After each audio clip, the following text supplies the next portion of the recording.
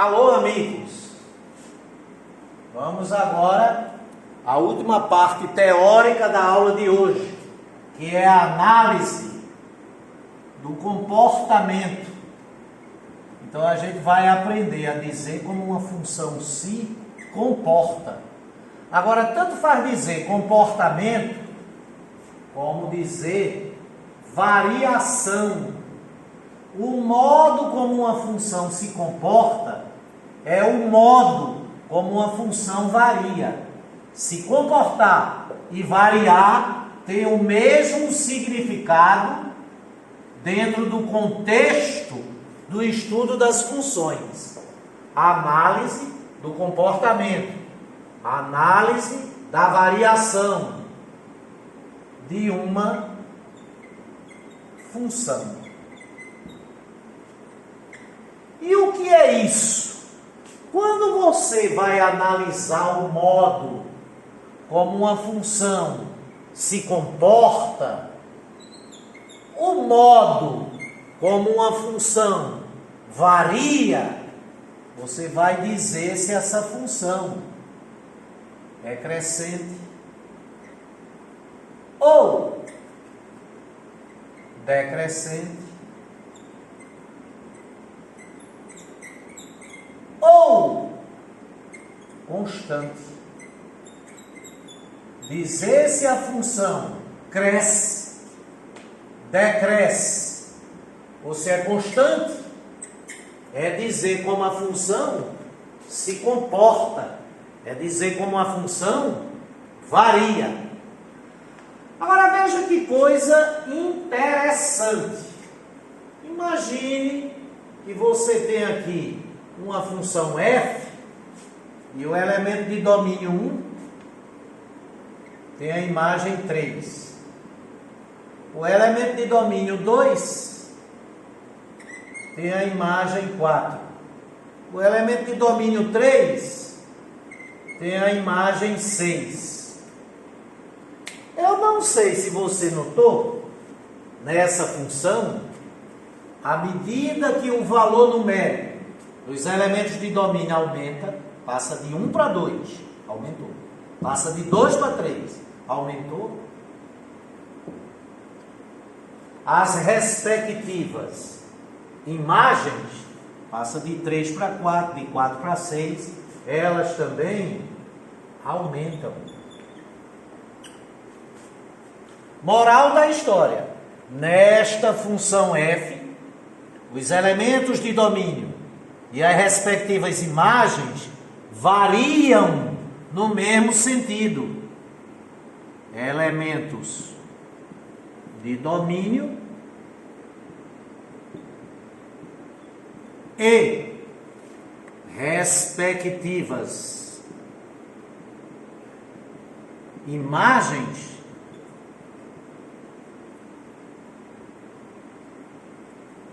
variam no mesmo sentido. Não é? À medida que os elementos de domínio aumentam, as respectivas imagens aumentam. Quando eu passo do elemento de domínio 1 para o 2, a imagem passa do 3 para o 4. Do elemento de domínio 2 para o 3, a imagem passa do 4 para o 6. E se saltar o 2? Quando passa do 1 para o 3, a imagem passa do 3 para o 6. Agora, eu disse variar no mesmo sentido, mas você poderia observar no sentido oposto. Não é? Por exemplo, de baixo para cima, os elementos de domínio passam de 3 para 2, de 2 para 1. Aí eles estão diminuindo. Aí, de baixo para cima, a respectiva imagem passa do 6 para 4, do 4 para o 3. Também estão diminuindo. O que faz a função ser crescente não é aumentar ou diminuir. O que faz a função ser crescente é variar no mesmo sentido. Elementos de domínio e respectivas imagens. Quanto maior o elemento de domínio, maior a respectiva imagem. Que é a mesma coisa que dizer, quanto menor o elemento de domínio, menor a respectiva imagem. Agora eu ficaria feliz se você observasse o seguinte. Na representação analítica,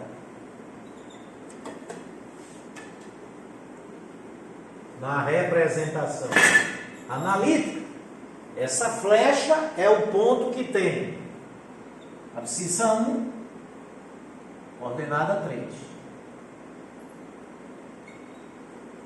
Essa flecha é o ponto que tem. Não, pega outra.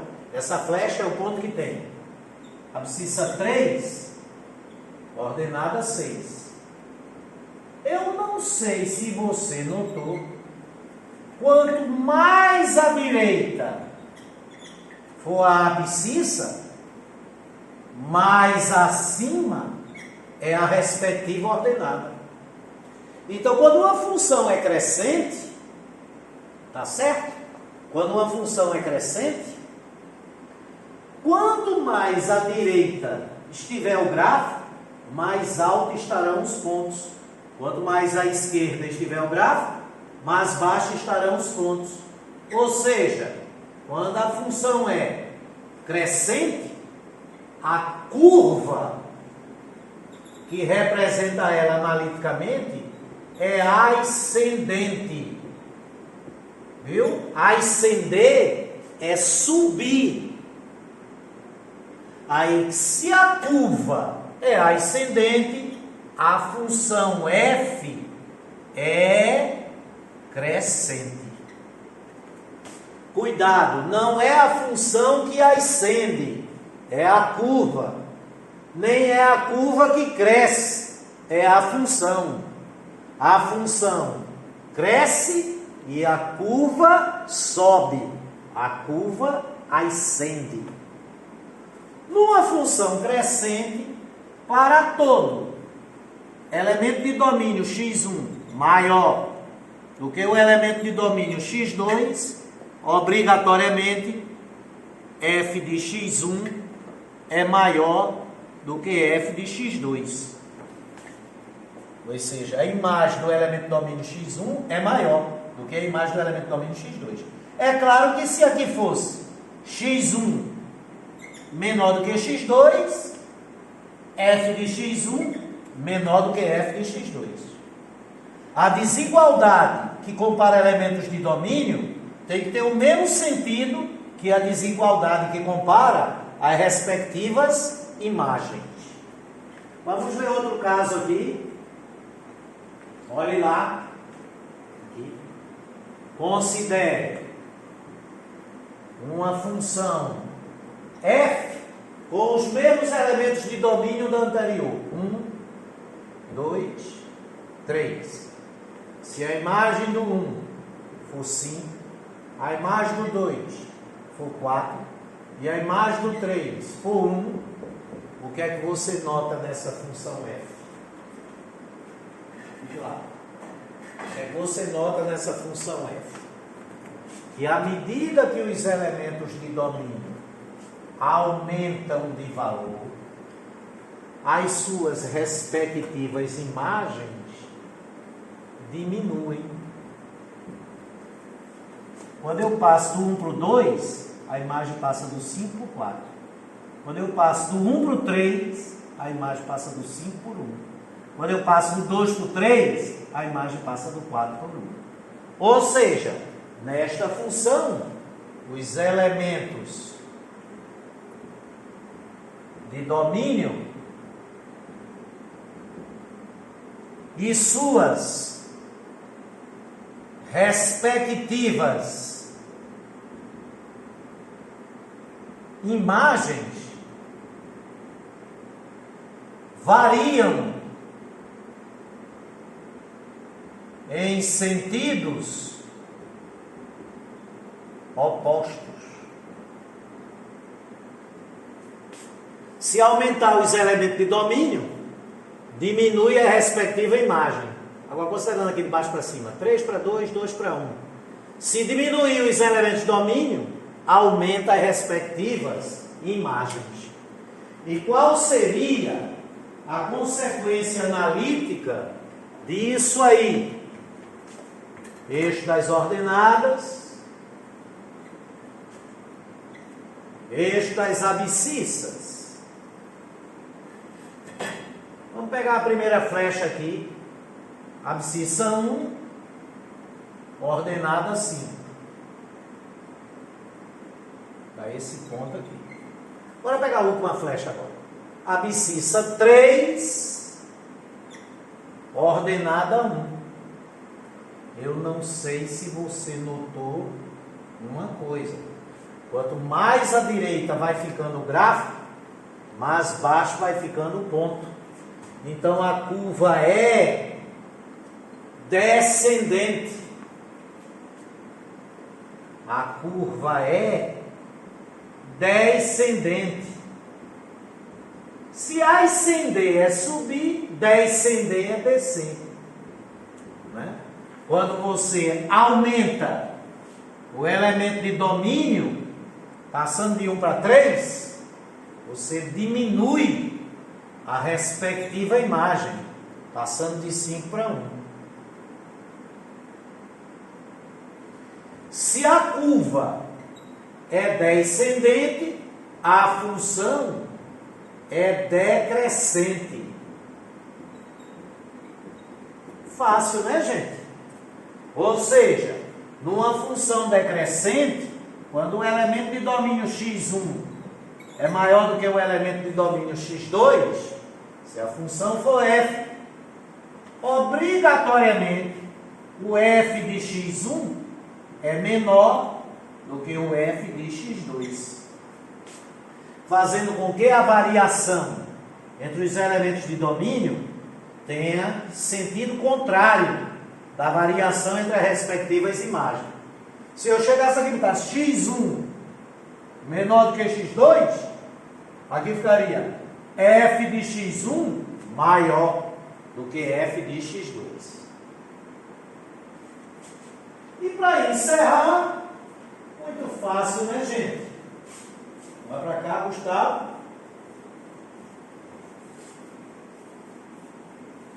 Nada impede que você tenha uma função assim, f, elemento de domínio 1, imagem 3, elemento de domínio 2, imagem 3, elemento de domínio 4, imagem 3.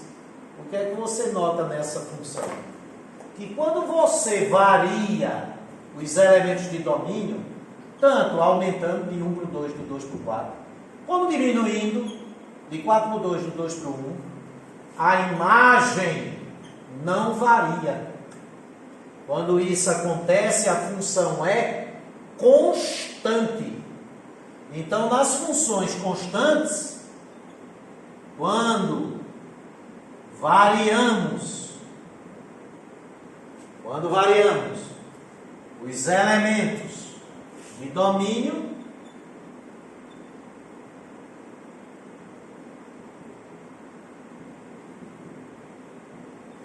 as respectivas imagens não variam.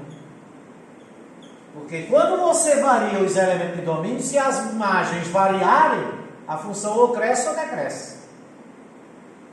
Quando varia o elemento de domínio, se a imagem variar no mesmo sentido, a função é crescente. Se a imagem variar em sentido oposto, a função é decrescente. E se não variar, a função é constante.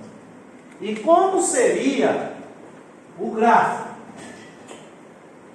Eixo das ordenadas,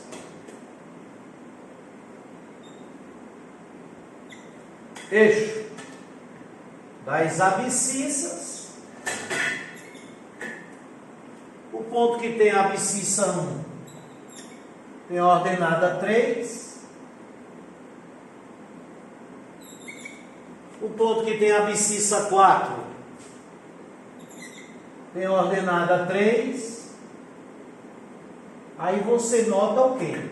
Que quando a função é constante, todos os pontos ficam numa mesma horizontal, paralela ao eixo das abscissas. Porque se a curva ascender, a função cresce. Se a curva descender, a função decresce. Então, para a função ser constante, todos os pontos ficam numa mesma reta horizontal. Ou seja, qualquer que seja o x1 diferente de x2, aí pouco importa se o x1 é maior ou menor do que x2. Basta serem diferentes, obrigatoriamente o f de x1 é igual ao f de x2. Cessar, se ou não. Então, tudo que eu escrevi aí no quadro está no seu caderninho na página 189. Olha aqui. Função crescente. A curva é ascendente. Aumenta a abscissa, aumenta a ordenada. Diminui a abscissa, diminui a ordenada. A curva ascende. Quanto maior o elemento domínio, maior a respectiva imagem. E quanto menor o elemento domínio, menor a respectiva imagem. Ou seja, elementos de domínio e respectivas imagens variando no mesmo sentido. Para todo x2 maior do que x1, f de x2 maior do que f de x1. Quando a função é decrescente, a curva é descendente, a curva descende, aí você aumenta o elemento domínio, diminui a respectiva imagem. Se diminuir o elemento domínio, aumenta a respectiva imagem. Ou seja, os elementos domínio e as respectivas imagens variam em sentidos contrários, sentidos opostos. Quanto maior o elemento domínio, menor a respectiva imagem. Então, quanto menor o elemento de domínio, maior a respectiva imagem. Para todo x2 maior do que x1, o f de x2 é menor do que o f de x1. E quando a função é constante, a curva é horizontal, fica paralela ao eixo das abscissas. Elementos diferentes de domínio, pouco importando qual é o maior ou menor, as imagens são sempre iguais. Para todo x1 diferente de x2, pouco importando se o x1 é maior do que x2, ou se o x1 é menor do que x2, o f de x1 é igual a f de x2. Agora tem um detalhe, eu ensinei esses três modos de comportamento fazendo três gráficos diferentes, mas nada impede que uma mesma função, uma função só, apresente os três modos de comportar-se. Poxa, professor, como? Assim, meu filho. Assim. Olha aqui que coisa mais linda, mais cheia de graça. É a menina que vem e que passa num doce balanço a caminho do mar. Olha aqui. Eixo das ordenadas, eixo das abscissas, e imagine uma função representada analiticamente assim. Numa parte do gráfico, a curva ascende, não é verdade? Noutra parte do gráfico, a curva descende. E noutra parte do gráfico, a curva fica horizontal, paralela ao eixo das abscissas. E esse ponto tem a abscissa 1, este tem a abscissa 5, este tem a abscissa 8 e este tem a abscissa 11. De 1 até 11 é o domínio da função, que é o intervalo fechado de extremos, 1 e 11. Só que neste domínio, que vai de 1 até 11, ela apresenta três modos de se comportar. Entre 1 e 5, ela cresce, porque a curva ascende. Por sinal, se o gráfico fosse só essa parte, ela era uma função estritamente crescente. Entre 5 e 8, ela decresce. Por sinal, se o gráfico fosse só essa parte aqui, ela era uma função estritamente decrescente. E entre 8 e 11, ela é constante. Então, essa função, se for uma função f, ela apresenta os 3 modos de comportamento. Então, se você for analisar o modo como essa função varia, a variação dessa função, o comportamento dessa função f, você tem que dizer que a função f é crescente, a função f, a mesma, é decrescente, e essa mesma função f é constante. Em cada parte do domínio, ela apresenta um modo de variação. Então, onde é que ela é crescente? De 1 a 5. Para todo x, que é elemento do intervalo aberto, de extremos 1 e 5. Onde é que ela é decrescente? Entre 5 e 8. Para todo x, que é elemento do intervalo aberto, de extremos 5 e 8. E onde é que ela é constante? Essa parte aqui, projeção ortogonal para ver a parte do domínio sobre o eixo das abscissas. Para todo x, que é elemento do intervalo de extremos 8 e 11. E uma dica: nunca se fecha intervalo quando se analisa o comportamento de uma função. Por exemplo, nesse ponto aqui, ela é crescente ou é decrescente? Nesse ponto é um ponto de mudança de comportamento. Ela muda de comportamento de crescente para decrescente. Até porque se nesse ponto ela fosse crescente, eu me valeria do mesmo argumento para dizer que nesse mesmo ponto ela é decrescente. E como é que a função vai poder crescer e decrescer no mesmo ponto? Aqui ela muda de comportamento, de decrescente para constante. Então você nunca fecha os intervalos quando vai analisar o comportamento. Até porque nada cresce, nada decresce, nem nada é constante, de até. É sempre entre. Alguma dificuldade, queridos? Não? Terminou.